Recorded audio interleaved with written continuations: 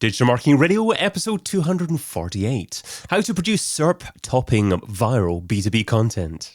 Digital Marketing Radio with David Bain. Hi, I'm David Bain, and this is Digital Marketing Radio, keeping you on top of the latest tools, tactics, and digital marketing trends.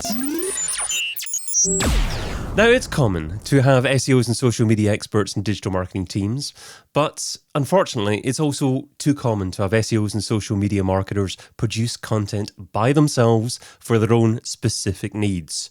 What would happen if SEOs and social media marketers worked more closely together with each other, producing incredible content that's more powerful than the sum of its parts?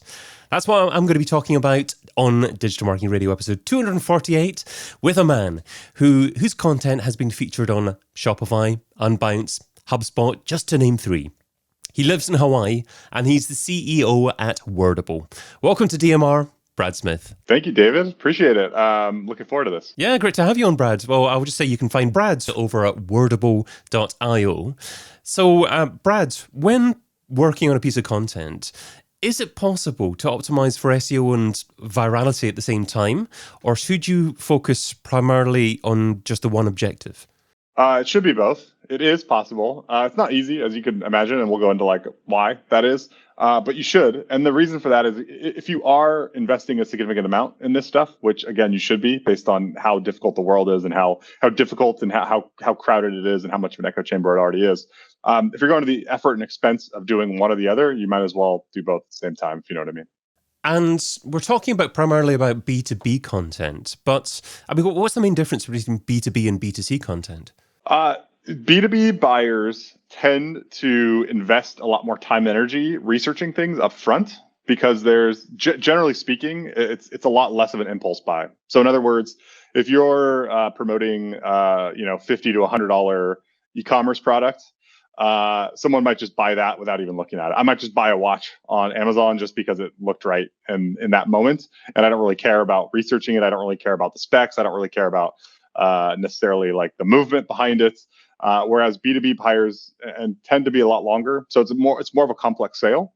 And what that means is people will do research for weeks and months. And what we see, for example, even in our own company, a lot of our best clients and customers will convert within 30 days. And that's not because we're amazing at sales. It's because they're already pre-sold in a sense before they even come to us.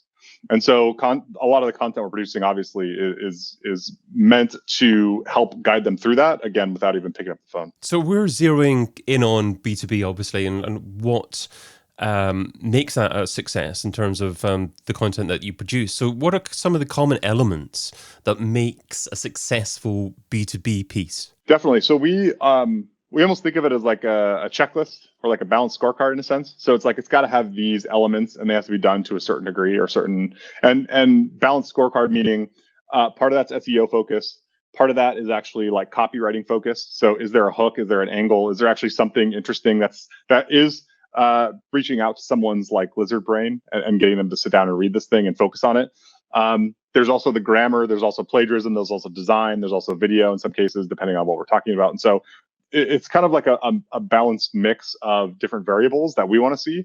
And again, I'm happy to get into all those independently, but that's generally speaking, again, if you're going to the effort and the expense to do all this stuff, then again, let's do it right. So you mentioned lizard brain, you mentioned plagiarism as well. I assume you're not looking to copy any existing article out there. No, what happens a lot, unfortunately, is that people, especially writers who don't always know what they're talking about. So, read less expensive writers who aren't subject matter experts. What they'll often do, and we will all tell them it needs to match search intent. So go look at what's already ranking, try to reverse engineer what they're already doing well, and follow those things. So what again?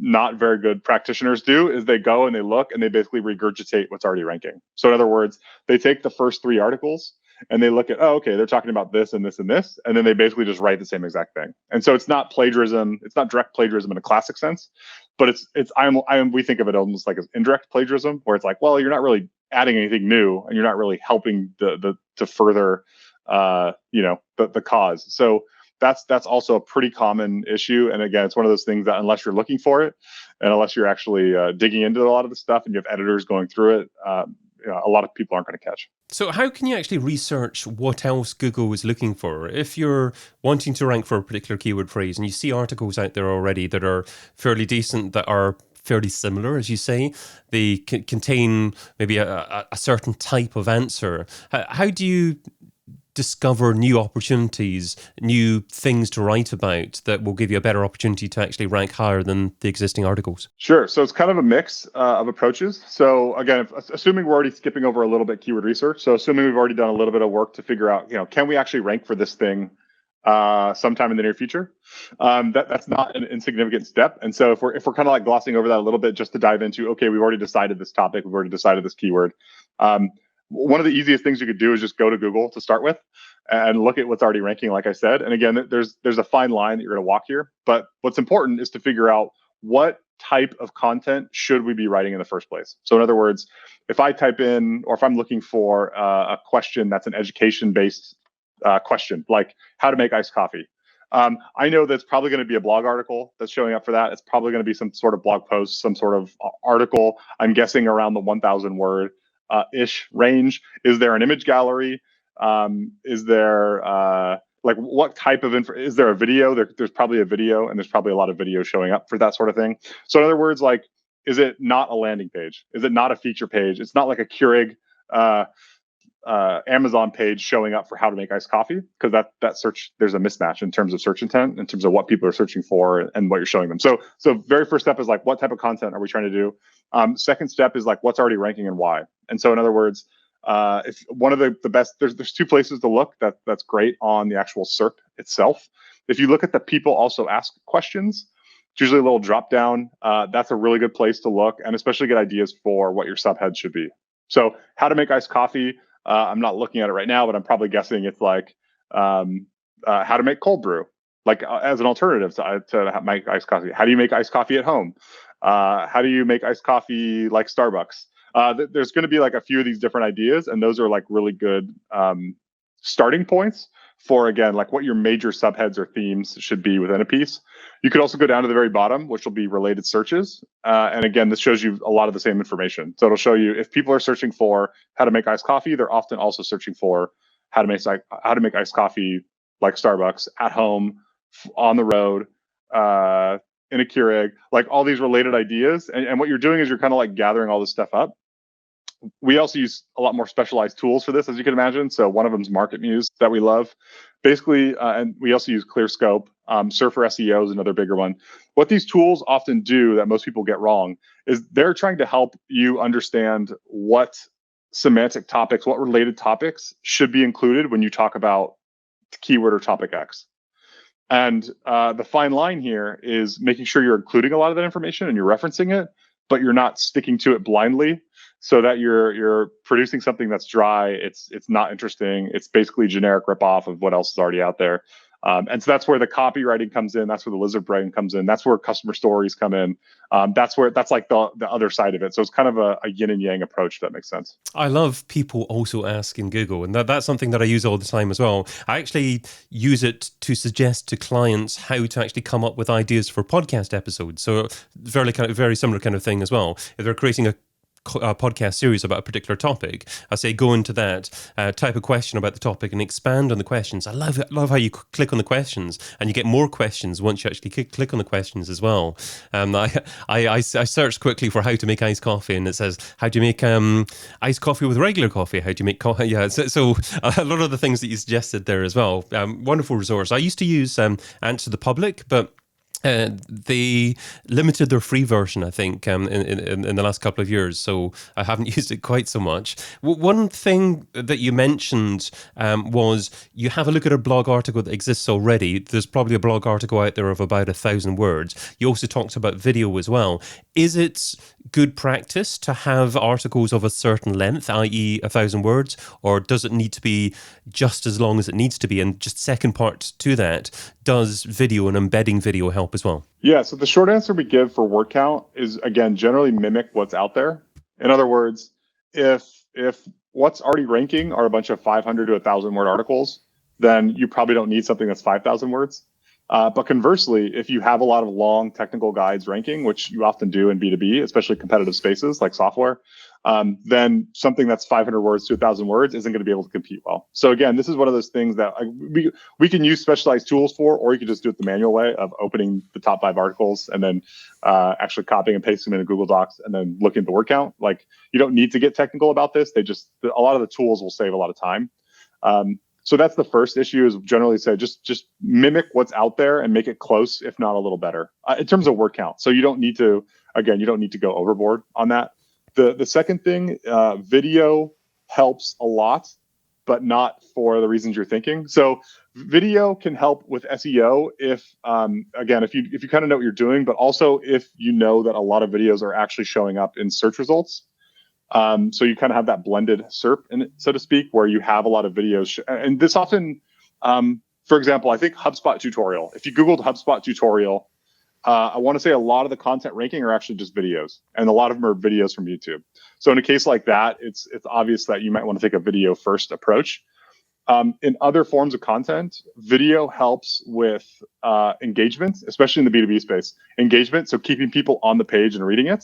And it helps a little more in actually driving like the action you want. So are we trying to get an opt-in? Are we trying to get them to read another article? How do we keep them on the page? And if we keep people on the page and we keep people happy and they return to that page, then there's also a better chance we're probably going to rank, even though, again, these tend to be a little more indirect in terms of actual ranking factors. And we've already mentioned the fact that you've published quite a few articles on many other top websites out there.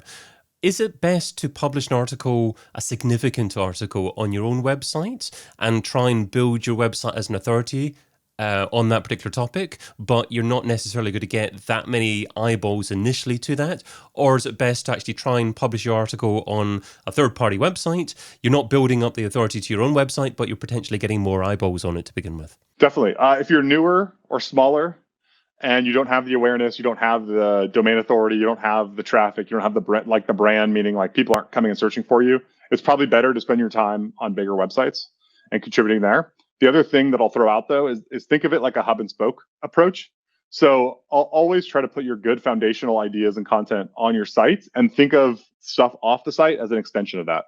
So in other words, if you took, some, like, especially in the B2B space, some guide to making iced coffee. I don't know. We're going to do like a B2B iced coffee where we sell to to retailers instead of people directly. But like, if you want to put like the big in-depth awesome guide there, and that's where you put the video, and that's where you put the extra design. And then when you're going out to all these big places, you're essentially just repurposing content. So you're using the same ideas. You're using a lot of the same graphics even. And the benefit of this is you already know what works and what doesn't. So if I'm going to go publish on a big site, I want to make sure that's actually going to do well and that people are going to see it and love it. And the reason, or the way I'm going to do that, is by knowing already what topics are going to be successful, what headlines are going to be successful, because I've already done it 5 other times. You know what I mean? So we'll come on to discussing the software that you can live without and other questions like that just in a bit.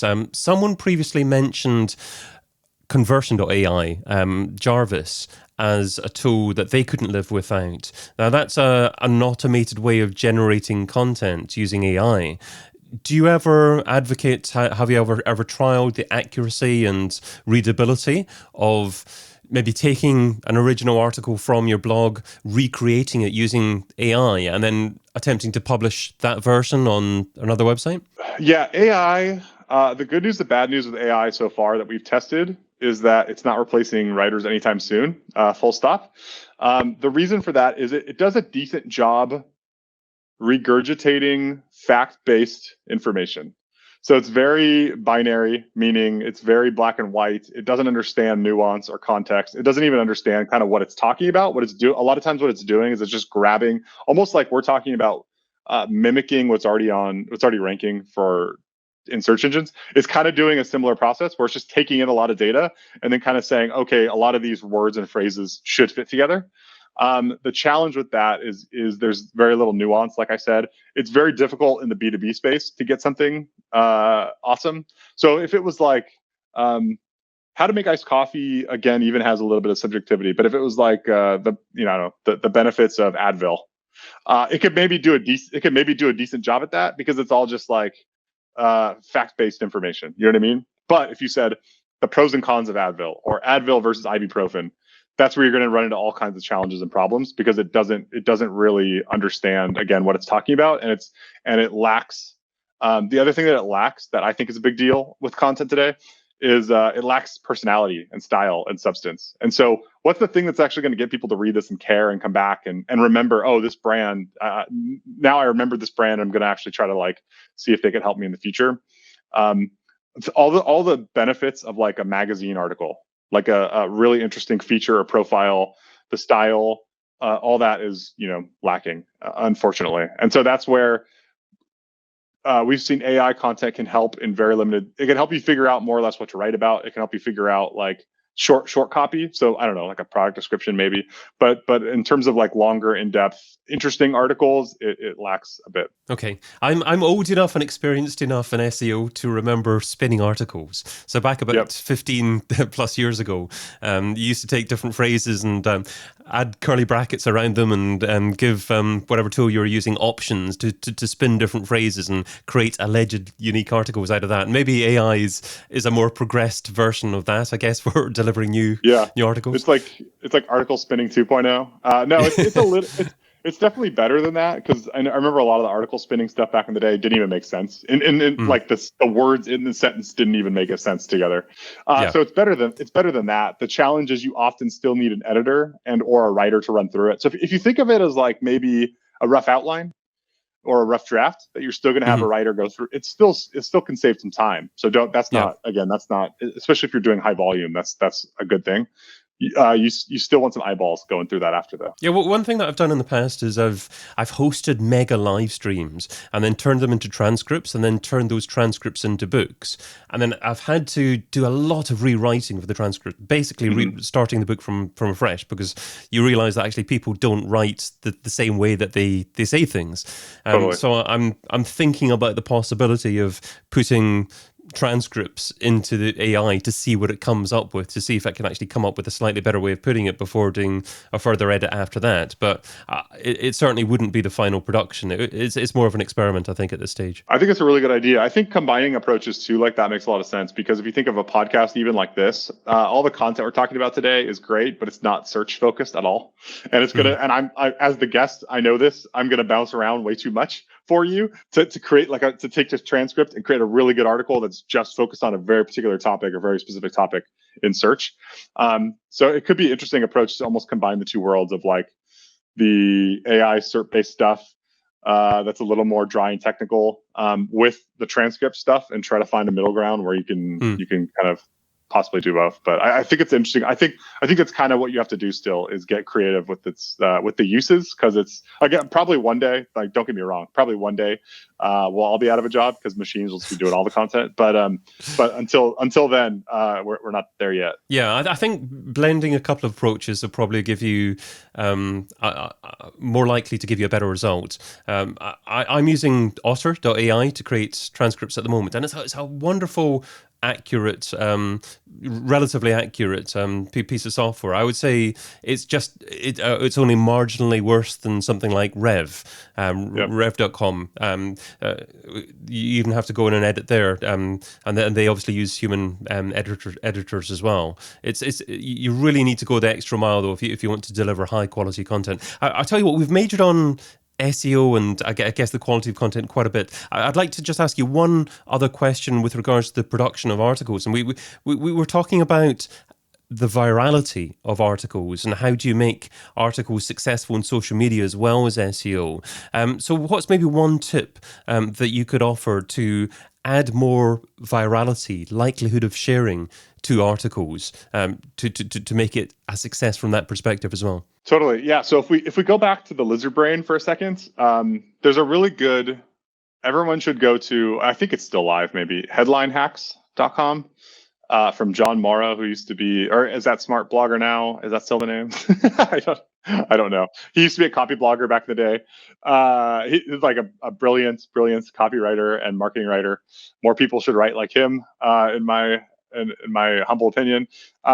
Headline hacks often it will break down all these different headline frameworks and formulas down into like 5 different themes. So in other words, the threat of external mistakes, like how do you protect yourself? The internal mistakes that you're already making, and how do you stop doing that? You're self-inflicting harm. The external threats that are out there, and they're going to get you if you don't do X, Y, Z, or if you don't help that. Or conversely, on the other side, like Zen, like the XYZ hacks to do something. It's the simple, less time consuming, less painful way to lose weight, all those types of ideas. So I think you need to start in all the content you produce, especially in B2B, where things tend to be dry and boring. And especially on social, where again, if you don't have some of these ingredients, what you need to do is like cut through the clutter. And these are all like time-tested, proven kind of old school copywriting ways to quickly separate your content out and jump out.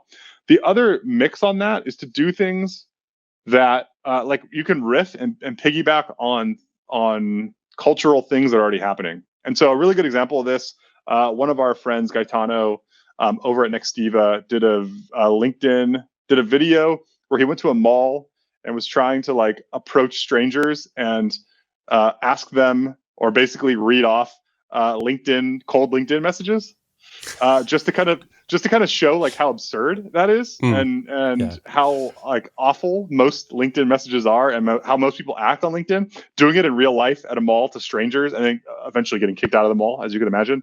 So they just like came up with this random idea, took their iPhone, filmed it. They didn't like script anything. They didn't even have to like do much work. And it ended up like blowing up, as you could imagine, and getting tons and tons and tons of views. And so that's where you can definitely be a little more creative with the format. So if you're doing something with social, it's got to be some type of video. It's got to be some sort of mix of like entertainment with, again, like the kind of copywriting ideas. I love that. That's so funny about the mall idea and the same introductions as what people use on LinkedIn, because it's just horrific. Half the messages you receive, it's so obvious that people just haven't looked at what you do, and they just immediately want to sell their own services and what they do, and it's just so off-putting. Please change it up, people, if you're listening, if you're doing that at the moment. And that resource that you mentioned, Headline Hacks, that's still live at the moment. That gets forwarded to a page. It looks like a Lead Pages landing page. So you can sign up and get the 52 headline hacks there as well. But let's segue to part 2 of our discussion. It's now time for Brad's thoughts on the state of digital marketing today. So starting off with secret software. So Brad, share a lesser known MarTech tool that's bringing a lot of value at the moment, and why that tool is important for you. Yeah, definitely. It would be completely self-serving to mention my own tool, so I won't. What I'll mention instead, and this everyone knows this tool, but I think I've been using Loom multiple times a day for everything for like MarTech related. So in ways that people maybe don't. So a lot of people might use like Loom for I don't know, just simple internal like memos in a way. I use it for talking to clients. I use it for I'll use it for talking to customers. If you think of things like MarTech tends to be acquisition focused, meaning a lot of MarTech tools and marketers, and myself included, we tend to be very focused on acquisition, meaning like SEO, content, social, how we're going to bring people into the funnel. But where we often should be spending more of our time is like helping customers and clients and actual like customer service and keeping people around and keeping them happy. And so that's where I'm using Loom multiple times a day with a video like this. I'll do a screen share, but I'll also use the video so I can kind of communicate to people. And that personal touch, I think, makes a huge impact to people spread across time zones. So there's nothing lost in translation, meaning if I just type out a bunch of text or a long email to someone, that's going to be confusing. Or especially if I'm venturing into anything technical, it's going to be, you can't always get the intent behind it. So even if I'm pushing back on something, someone's not going to be able to understand that properly. Whereas if I can create a video like this, I can kind of walk through that thought process and kind of connect a little more personally with people. And I think that makes a big difference in a world that is increasingly disconnected, and especially in a world where like we're all doing everything, or a lot of us are doing things today asynchronously, and I don't think that'll change anytime soon. So I might not even talk to these people and have an actual conversation like we're having now, but a lot of these little touch points help a lot, I think. Yeah, I love that. Loom's been recommended before, so it's certainly a great platform. I'm intending to use it At some point, and I guess once I integrate it a little bit more into to what I'm doing, I think it's a great tool for doing things like once someone becomes a customer, sending them a personal video, thanking them for signing up, and maybe demonstrating that you've checked out their website or know something personal about them as well. I just feel that automation for the sake of automation without any personalization can sometimes have a detrimental effect. But real personalization, aided by automation, can make a massive difference in terms of the building of relationships. Totally. Yeah, I've been like just emailing customers recently randomly. I'll just email them and be like, "Hey, I'm looking at our admin section of our app, and I'm saying, oh, okay, I noticed I noticed this worked or this didn't work." If something doesn't work, I'll try to see that and then reach out proactively. So like they may have not even reached out to customer support. They may not have even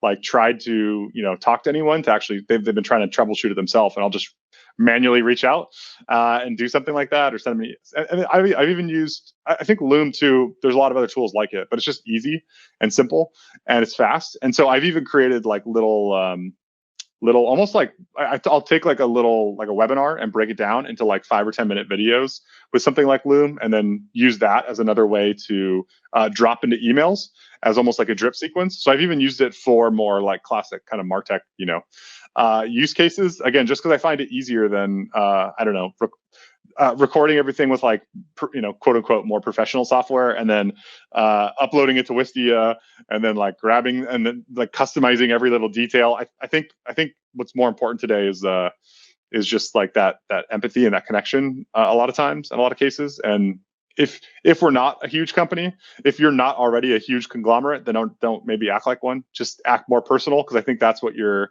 selling point is. It's access to like the people who run it and the people who personally care and are personally invested in making sure that their customers are happy and all that kind of stuff. Absolutely. That's one thing that I love about digital marketing today. It's much more personal. Going back 10, 15 years ago, people hid behind websites. They hid behind their own brands. They didn't do video, or hardly anyone did video. And it's nice to see a face behind a brand and actually get a sense of the real person. Yeah, definitely. I think, again, like B2B buyers tend to be more logical. They tend to do more research. They tend to have like more of a structured budget. But at the end of the day, a lot of times that logic is still being used to reinforce their emotional feelings. In other words, if someone likes you better, they're going to buy from you, even if you're 5% more in the B2B world. Like I think people need to understand that too, and still understand that there is still emotion involved in a B2B process. It's not like people are robots, in the business world. Not everyone anyway. Some people are. Well, moving on from Loom, something that you currently use, to something that you're going to use. That is next on the list. What's one marketing activity or tool that you haven't tried yet, but you want to test soon? I was thinking AI, only because, like I said, we still haven't been able to kind of crack the code, so to speak, in terms of how to actually use it properly, for various reasons. So that's one idea. We're doing a lot more video, and I only see that increasing, especially in the B2B space. We do like 300 to 400 articles a month, and they tend to be much longer, like 2,000 words. I don't think people, for like real humans listening to this, want to read a 10,000 word article on something. I think that works right now for Google. I don't think that will work forever. And I think that the vast majority of content and digital consumption will be through video, through audio. And so I think the more you can get into that, the better. And I know we're getting into a lot of tools and stuff around that, because I still don't think there are great options out there. Like Ahrefs for SEO and keyword research. There's not a lot of good solutions right now for video, in terms of everything from keyword research to Wistia is great on the hosting side, but then on the back end for actually promoting video content, all that kind of. I think there's a lot of cool stuff coming out. So what would one example be? Like Vidyard, maybe, off the top of my head. And I know there's a lot of other like really good social promotion based things. I think when you think of marketing as like the classic marketing sense. So the old school 1960s 4 Ps, and one of those is distribution, placement. And I think, again, this is something most people overlook, because most marketers today just focus on they don't have any control over the product, over pricing, over any of this stuff. Distribution can be applied to like the distribution of the content we're creating. And so how do you do that better? If you're spending $10,000, segueing a tiny bit to your next question, if you're spending $10,000 on ads and your cost per click is X, video, I can almost guarantee, will reduce that cost per click by 20 to 50%, if not more. So, in which case you can save money, or in which case you can spend a lot more money on that activity and get a lot more results. And so I think I think video, anything social based, especially as kind of like the forerunner, is going, to video as quickly as humanly possible. Well, a lot to think about there. Let's move on to The this or that round. So this is the quick response round. 10 quick questions, just 2 rows here. Try not to think about the answer too much, and you're only allowed to say the word both on one occasion, so use it wisely. Are you ready? All right. Yes. TikTok or Twitter? Twitter. Facebook or LinkedIn? LinkedIn for B2B, Facebook for B2C. I don't always agree with that. I'll say Facebook. I'll go against the grain. I'll say Facebook. The reason being Facebook groups for B2B. Oh. YouTube or podcast? YouTube. Traffic or leads? Traffic. Paid search or SEO? SEO. Ads or influencers? Ads. Google ads or Facebook ads? Google ads. Email marketing or chat marketing? Email. MarTech stack or all-in-one platform? MarTech stack. One-to-one or scale? One-to-one. I thought that was going to be a real struggle because obviously Facebook and LinkedIn was an incredible challenge. Yes. So you said I kept second Facebook guessing groups. Yeah. I'm presuming that you've tried LinkedIn groups and don't particularly like them. Yeah, I have a love-hate with LinkedIn. I'm not a huge fan of most LinkedIn activity. I feel like in trying to be more personal, it's just become even more spammy, if that makes any sense. Like people are the way people are using it and trying to make it more engaging and more Facebook-ish are almost going the opposite direction. And it's almost like they're just, people are like, colleagues are commenting on each other's things to like try to eke out an extra percentage of eyeballs and click-through rates. And I've literally seen the same overall message in my feed multiple times. So in other words, quote unquote influencers are just like copying and pasting what other people are saying in the space and seeing other people have success with. So it's just like a really weird space to me. Facebook groups, we've had clients like Adespresso, which was acquired by Hootsuite, had a ton of success with creating a customer-based Facebook group. And it was kind of an amazing thing because people were able to engage and talk again without necessarily the brand having to like do everything. People were kind of like helping each other in there, and it became almost like a tight-knit little organic feeling community as opposed to like a super businessy commercial hard sale type of community, if that makes any sense. So I don't know. I thought some ideas like that could be interesting. I don't know. I think if everyone is doing something, then that means you're probably too late. If you hear about a tactic at a conference, that means you're like 6 months, 12 months behind. And so I'm a little hesitant to just jump on the bandwagon, if that makes any sense. Yeah, I think some brands have been burnt by Facebook's lack of organic reach with their pages. And Totally. They're a little bit too scared of committing to their groups, feeling that the same kind of thing might happen there. Do you not think a brand may be better off attempting to build their own community on their own platform? Definitely. But that wasn't the question. No, I'm just kidding. The other thought, like the example I gave, I'm probably going to butcher this, but I want to say the organic visibility, again, in the group, not the pages, because I totally agree on the pages in Facebook.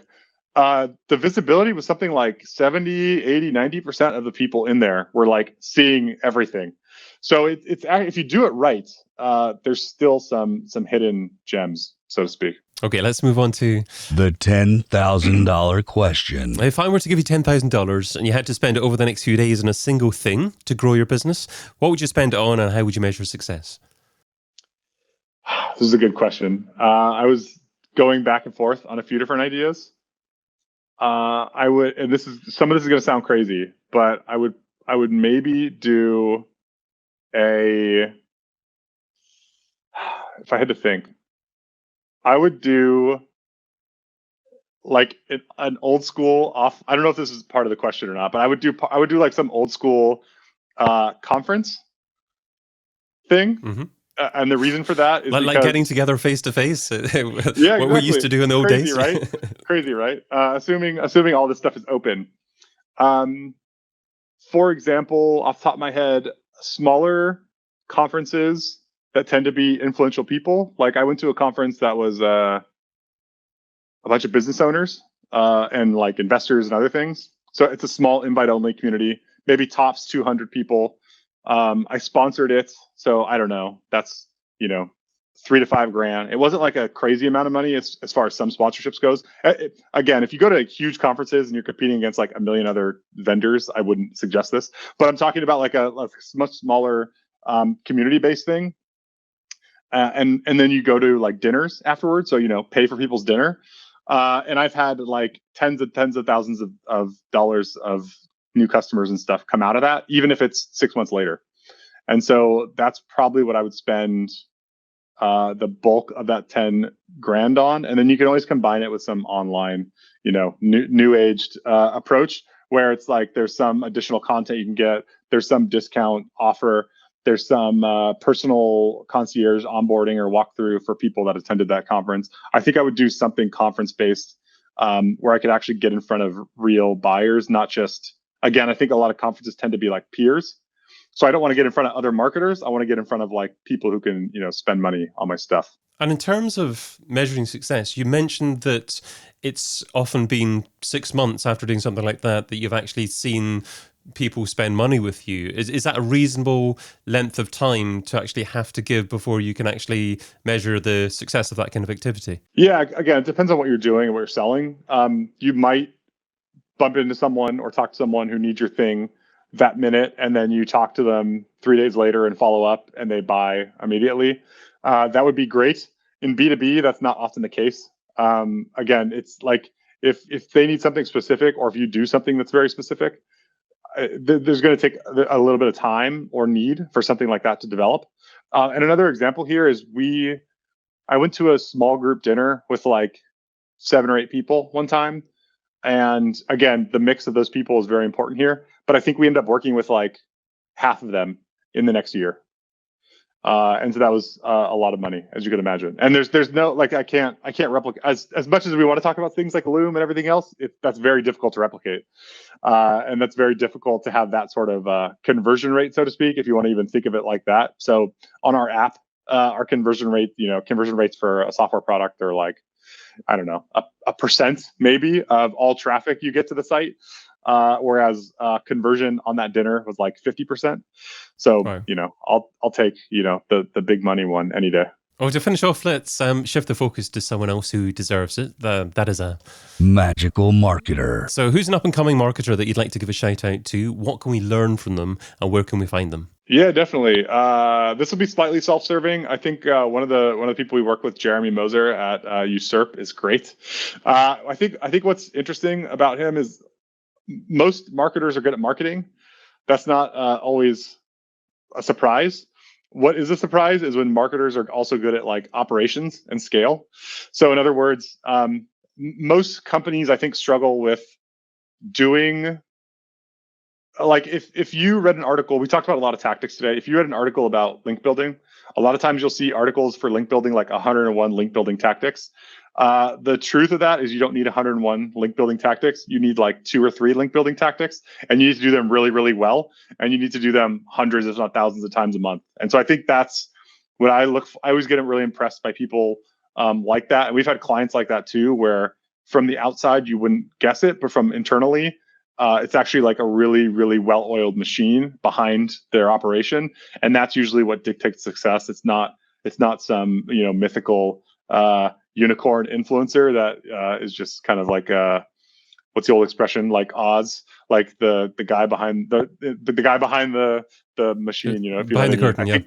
Yeah, exactly. That's the expression. It's a lot of times I think success, especially if you're talking about like growing a large company or a lot of revenue, it becomes from a well-oiled machine, not just like an individual or two. Absolutely superb stuff. So this was episode 248 of Digital Marketing Radio, where Brad Smith from Wordable.io shared great tips about B2B, SEO, and viral success.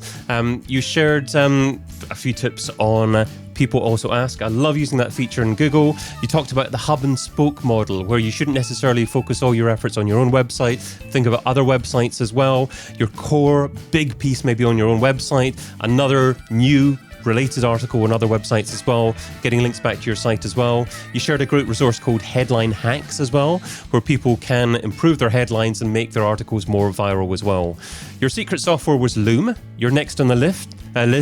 You had lots of advice there as well. I guess you talked about more video, Vidyard, other tools like that, but it was in essence it was around focusing more on video and personal relationships, and probably veering away from big 10,000 word articles and really thinking about individuals. And then finally, your magical marketer was Jeremy Moser from SERP.